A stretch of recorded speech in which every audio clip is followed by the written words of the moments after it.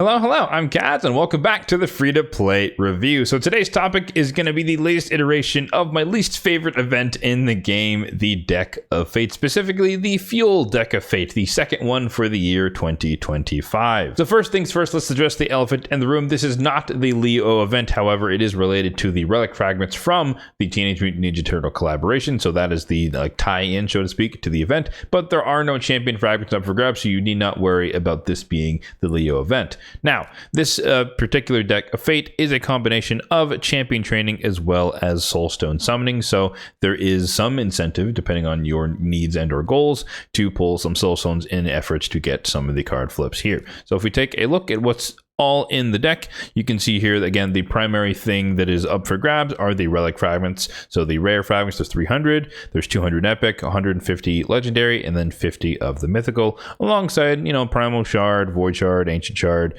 legendary tome, etc. So decent amount of offerings there, but I think the main appeal for most people who care about this particular iteration of the Deck of Fate is going to be the relic fragments. For anyone who is unfamiliar with Decks of Fate, there are 40 cards in the deck, as you can see here, and the layout is as such. There are 15 commonly rated cards, 13 rare cards, and then 12 epic cards, which is a lot more than usual. Usually, or at least in more recent Decks of Fate, we've been seeing more like 9 or 10 epic cards.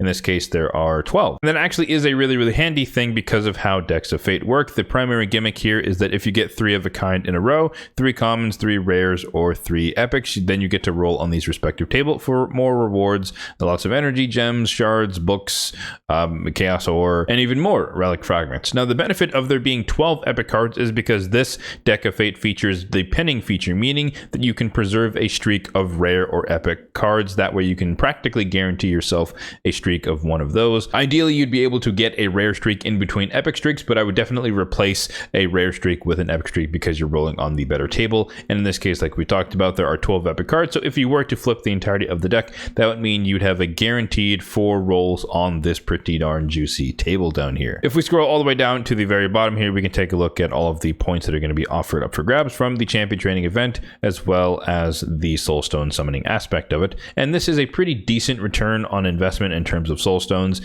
It's at 90% of the peak values that we've ever seen offered from these Decks of Fate. So it's a decent deal from that regard. However, of course, it's nothing compared to a guaranteed champion or anything like that, which typically feature a lot worse rates in terms of the amount of points you get per Soulstones. But just keep that in mind. Compared to something like Dungeon Divers, champion training is something that you can actually get a lot of work done over the course of the 4 days that this event will be live. So don't discount that aspect of this if you do want to try to min-max and not pull a bunch of Soulstones. However, you could argue that the primary mode of getting all the card flips would be pulling Soulstones. But again, you can offset it pretty heavily with a focus or lots of effort into champion training over the course of 4 days. And for once, they did make the Soulstone pulling kind of enticing, so to speak, because if we hop over to the Altar of Souls, you can see there the boosted rates are going on there, and it's actually boosted only for mortal Soulstones, unfortunately, but still, that's the one that you're more likely to have the most amount of.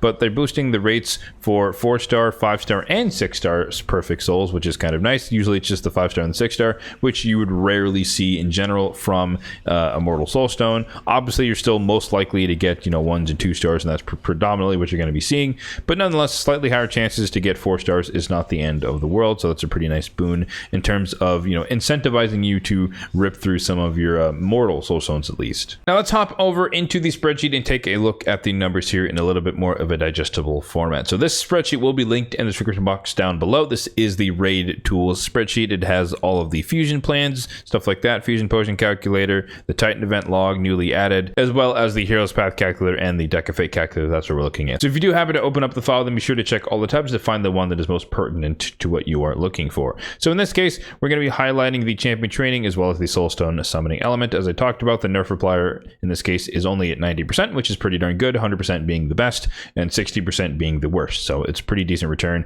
However, that does mean that, if you wanted to flip the entirety of the deck with solely mortal Soulstones, it would take you 445, which is probably more than most people would have. It would take you 4 to 5 immortals and then 9 eternals. So obviously, if you did want to flip the entire deck, you would have to do some amount, probably a substantial amount of champion training to get that done. But don't let that get you down too much. Like I said, you can get a substantial amount of points from champion training here, as you can see here with this table. So we have 2 rows here. Per capita just means this is the amount of points you're going to get for making each tier of chicken up into including a 6-star champion. And then the upper row is just accounting for the fact that in order to craft the higher tiers of chickens, you need to feed the lower tiers of chicken into them. So you could look at this as saying, over the course of 4 days, maybe I'll grind super hard in the campaign, build up some chickens, build up a new champion, and let's say we make 2 6-star champions from scratch. That would cover about half of the deck, meaning then that let's say you happen to have 200 mortals, you could pull those, and then you'd be able to flip the entire deck with 2 6-star champions from scratch and then 200-ish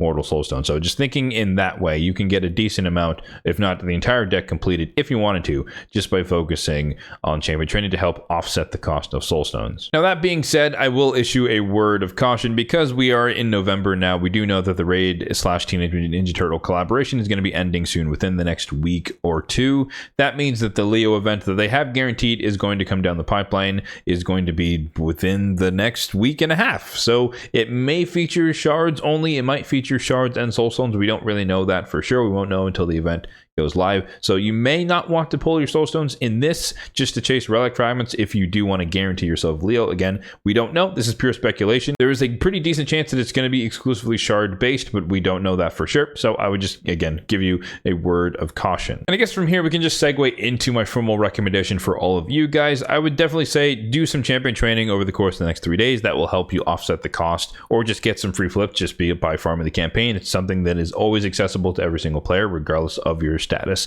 or progression into the game. So it's just a good option just to get some rewards. You might not get everything, but you might get something for your efforts, and that is definitely worth it. You're almost always going to be needing to develop champions on your account, so now is as good a time as any. Then I'd say once you're satisfied with the amount of champion training that you've done, if you want to go out and try to max out the entire deck, then pull as many mortal soulstones as you feel comfortable doing, keeping in mind that there are the boosted rates on mortal, so it is a decent time to pull them. In terms of my specific plan, I'm not going to try and flip all of the cards in the deck. However, I am going to be focusing on champion training, at least for a little bit, to try and to get some card flips along the way and just see what I get. Well, the boosted rates are nice. Like I've said in the past, I'm not the biggest fan of relics in general, so I'm not too keen to be chasing relics in terms of my resources in the game. I think I could get a lot more better value on different types of events or different types of rewards, champions, gear, etc., and stuff like that. But that is just my particular opinion and my approach, so you don't necessarily have to agree with that take. So in terms of the short term, as far as champion training is concerned, I am still actively working on wrapping up the fusion.